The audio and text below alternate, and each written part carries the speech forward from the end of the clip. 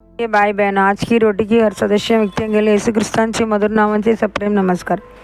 आज की दिनांक 18 नोव्हेंबर 2025 मंगळवार. मी तुझे जगमा बर्या करीन, मी तुला आरोग्य परत देईन आणि तुझ्या जगमा बर्या करीन. परमेश्वर म्हणतो. यिर्मया 30:17. अनेक रोग, चिंता, भीती आणि निद्रोणामुळे निर्माण होतात.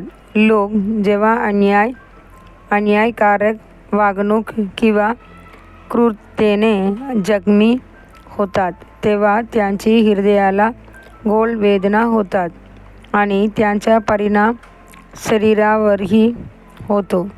डॉक्टर कितीही औषधे देऊ शकतात, पण मनातील जखमा बऱ्या होईपर्यंत शरीर पूर्णपणे बरे होत नाही.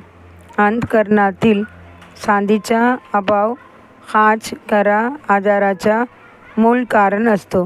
प्रभू केवळ शरीराला नाही तर आत्मा आणि आत्म्यालाही बरे करतो. तोच आहे जो हृदयाची जखमा बांधतो.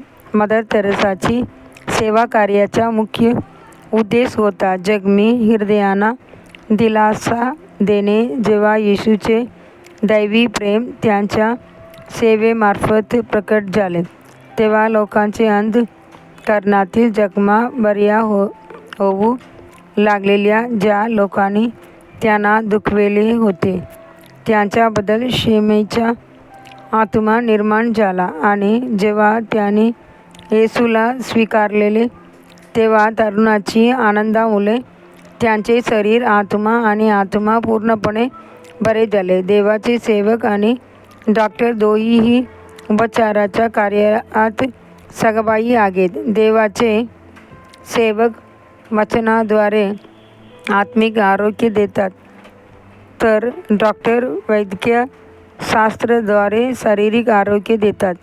मात्र या दोघांमध्ये एक महत्त्वाचे फरक आहे.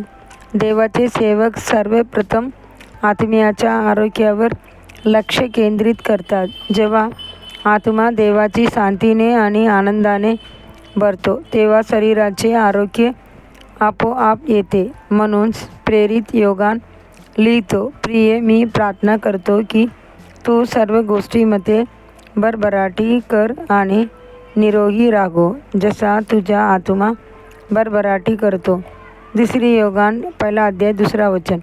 होय, सर्वात महत्त्वाचे म्हणजे तुझा आत्मा समुद्रात असावा. आत्मा जीवित राहण्यासाठी आणि बोलण्यासाठी त्यातील पाप धुवून टाकले पाहिजे. ते कल्वरीवरील रक्ताने शुद्ध केले पाहिजे. म्हणून दावीद म्हणतो, तो तुझे सर्व अधर्म क्षमा करतो, तो तुझे सर्व रोग बरे करतो आणि तुझे प्राण विनाशापासून मुक्त करतो. स्तोत्र 1:3 3 आणि 4. तुझ्या आत्म्याची स्थिती प्रभूला सांग. ज्याने तुला दाखवले त्याने मनापासून क्षमा कर, म्हणजे तुझे अंतःकरण बरे होईल आणि मग तुझे शरीरही आरोग्य प्राप्त करेल. तू दैवी आरोग्याचे आनंद उपभोगशील. प्रिय देवाचे लेकरांनो, आज प्रभू तुम्हाला हा आश्वासनाचा शब्द देतो. मी मिस्रवासियांवर आणलेले कोणतेही आजार तुमच्यावर आणणार नाही, कारण मी परमेश्वर आहे जो तुला बरे करतो.